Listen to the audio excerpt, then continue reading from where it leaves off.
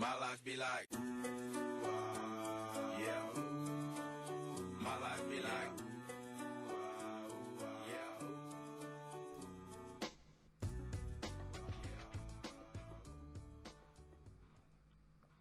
Good morning, Pops the Paladin here. We're going to talk about Protection Paladin Tomb of Sargeras gearing guide. And it's a strategy gearing guide, and what I want you to take from the word strategy is that this is generalized terms that we're looking for. They aren't hard and fast. This is also my opinion based on sim crafts that I have done, multiple sim crafts.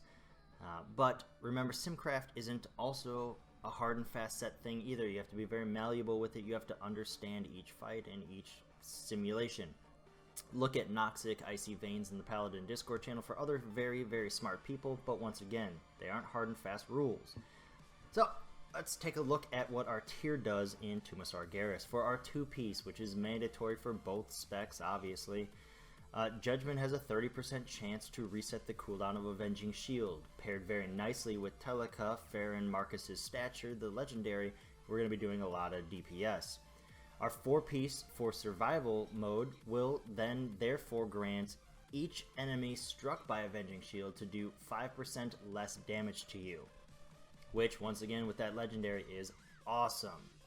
Real quick note before we move into here, the gear that I'm choosing is all based on not having a legendary, but I will show you where the legendaries are.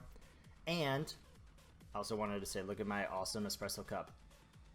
Anyways, bosses that are inside this specific instance, we start off with our illusion of choice that Blizzard has started to give us. However, we know that we're going to have to follow the linear path of kill everything to kill everything. And our first boss is Goroth, and then there's 5 in the middle tier and 3 at the end. So let's start off with Goroth in terms of what we're looking for gear. For our DPS build, we're going to start off with the shoulder plates of Crackling Flame. All of the gear for plate basically is haste mastery or like crit verse, so it's going to be hard to gear. Our first trinket is going to be Infernal Cinders, and Infernal Cinders is going to give us 100,000 fire damage on our melee attacks, which happens often. But what we're really looking for is this Melted Armor debuff that increases the damage that we do by 30%. And anybody else who has the trinket can apply the debuff and we can gain benefit from it. So that's pretty awesome. I bet you it's going to perform very well in the raid. And then finally, we're going to be looking for our Arcane Relic, which is going to increase the time Consecration is on the ground. Now let's take a look at these shoulder plates, and they are huge. It's like I have school buses on my shoulders, but WoW and I also like to have huge shoulder plates, so I'm happy with that.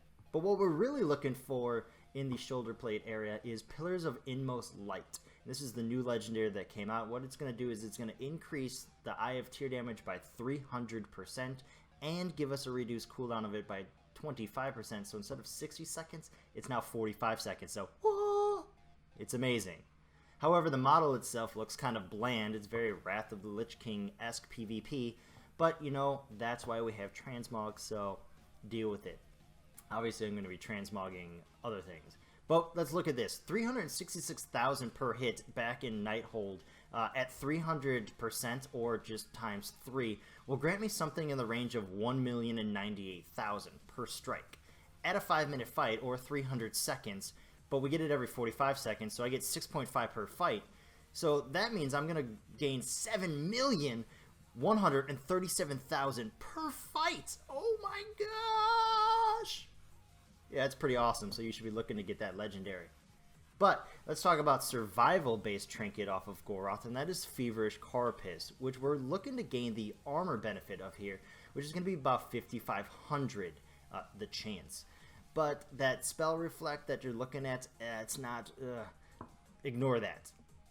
So, Sisters of the Moon, this is only a survival piece off of here, and it is going to be a relic, which the Mote of Astral Suffusion, which is going to reduce the cooldown of Ardent Defender, which we're always looking to do for our survival build. Our next, the Desolate Host, also known as the Engine of Souls. For the DPS build, we're looking for Armet of the Rotten Mind. And our first tier piece, the Radiant Lightbringer Cape, which is a very awesome looking cape with haste verse on it. and that's going to do us very well. Now, the model for Armit of the Rotten Mind kind of looks Warrior Death Knight-ish, but that's why transmogs exist, so, you know, my own opinion. And then I hate capes, so I'm not going to put on the cape, but there's what it looks like. Sargeras for our DPS build. The first piece that we're looking for is Wave Hammered Breastplate. Now, once you put legendaries on, we're actually going to look for Kil'jaeden's breastplate, but moving on. Scaled Band of Servitude. I like the haste on it, but hate the mastery. And then our model for Wave Hammered Breastplate is meh. For survival off of Sargeras, it's the same thing. Followed by Calcified Barnacle, which is going to help us out with Shield of the Righteous, and the Radiant Lightbringer Gauntlets, which look like you're basically have 3 additional shields. I mean, look at the size of those things. They're just absurd, in my opinion. But I like them. Mistress of Sazine. We're looking for Iron Bellis Sabatons, and this is for DPS and Survival. But then Vial of Ceaseless Toxins. Now, this one didn't sim very well, but I believe that it actually is going to do very good, especially on AoE fights when we have lots of ads that die quickly, because every ad that we kill while this is active basically resets the cooldown of this. So I think it's going to do very well for us. And then we're going to have the Radiant Lightbringer Greaves, which is another tier piece off of here. So if you're keeping track for DPS, that's 2 that we've got, and for survival, that's 3. Now, for our survival build, we're going to be looking for Leviathan's Hunger, which it's got a lot of haste, and the fact that we can inflict damage, but then heal for all of the damage that we do is going to be great. What we're really looking for in our leg piece is Telika Farron Marcus's Stature. Now, we know that this is like the #1 legendary to have in terms of damage because of the 20% increase that it does, as well as jumping to additional targets. So that's really going to help us. Next, Demonic Inquisition, also known as Artigan. We're looking for String of Extracted Incisors, Bone Meal Crusted Arm Plates, which arm plates are whatever on a Tauren. I can't see them anyways, so I don't care what it looks like, but here's what it looks like. And for our survival build, we're looking for Inquisition's Master Key, which is yet another reduction to Ardent Defender. Next, Maiden of Vigilance. This is a survival-only piece, and it's Vambraces of Resolute Justice, which has got some good haste mastery on it. Once again, it's a wrist, so who cares what it looks like. For DPS, the Fallen Avatar. We're going to be granted Ground Shatter Gauntlets, which lots of haste on there. Reactive Pylon Casing, which increases the damage done by Hammer of the Righteous. And I think it's got an okay model on it, but, you know, whatever. Next, Kil'jaeden DPS, Soul Render's Great Belt, Seal of the Second Doomrit, whatever. Boon of Prophet, which is going to increase the critical chance of judgment, which we know kind of goes on from there. And finally, we're also looking for the Radiant Lightbringer Breastplate if you are going to go with the Legendary Shoulder and the Legendary Legs. And this has got a lot of haste on it, but, you know, that mastery is going to kind of screw us, but, you know, it's what we need. So let's talk about why or how I actually simmed trinkets. And when I say I sim trinkets, I use the nightly build of 7.2.5. I put myself into a DPS build using all the DPS specs that I would, and I kind of return some numbers. Now, the sim is based off of obtaining caster trinkets as well. We know that back in Emerald Nightmare, we were able to use caster trinkets. Now, it wasn't actually one of those things that you could obtain yourself, but let's say you're able to kind of dish it off and gain benefit from it. Here's kind of what it would look like.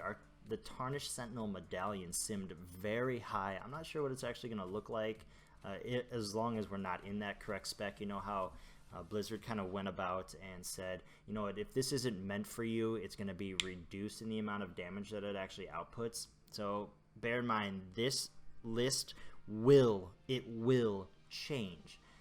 What it looks like, though, is that the best thing currently simming is Tarnished Sentinel Medallion and Terror from Below.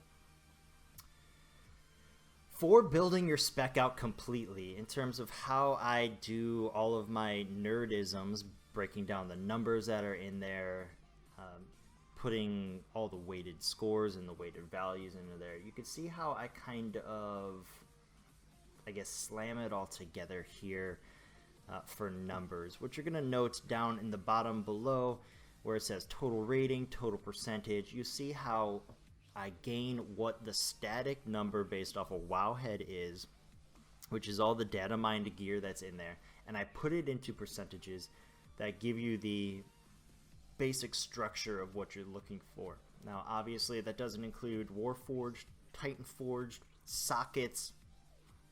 It doesn't take into account any gear that you might get out of dungeons that's better than what's in Tomb of Sargeras. And this is the stuff that's only built in Tomb of Sargeras. You're also going to note that in terms of legendary choices, it's hard, especially in survivability, to sim legendary bonuses. So how the legendary sim occurred was based off of the stats that are on that specific piece. I know, that's not how the legendary works. I get it, I do. So what I did was I simmed off of the stats that are on there for survival, and then I took into account the tooltip and made a judgment call on what is considered the best survival in that list.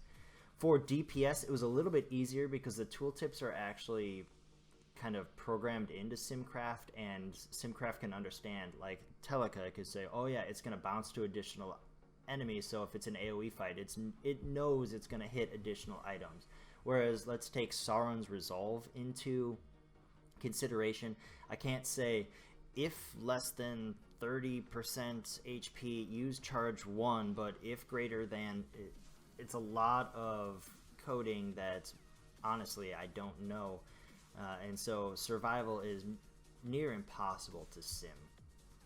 When you're looking at the legendary choices outside of DPS list, the survival list is all preference and opinion.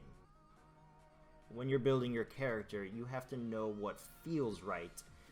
Once again, use Paladin Discord to help you out in terms of what everybody else is using for survival-based legendaries, and kind of build your character around that. Hopefully, this video has assisted you in learning what to get today, since Tomb of Sargeras opens today, as well as what you're shooting for in the future, because all of this gear was based off of Mythic level difficulty. Since I am a Mythic Raider, that's what I want to shoot for percentages. So I wish you all the best in your kill video, or in your kills. I will have kill videos, I will have kill videos coming up this week. I'll be doing normal heroics this week for everybody, for those of you still struggling and wanting to know. Followed by next week, obviously when we start Mythic, I'll have Mythic videos up for you as soon as we start getting some kills down. I wish you all the best in your gear. Good luck in Tomb of Sargeras. Enjoy what we've got going on right now, because we are a pretty strong tank. And have a great evening.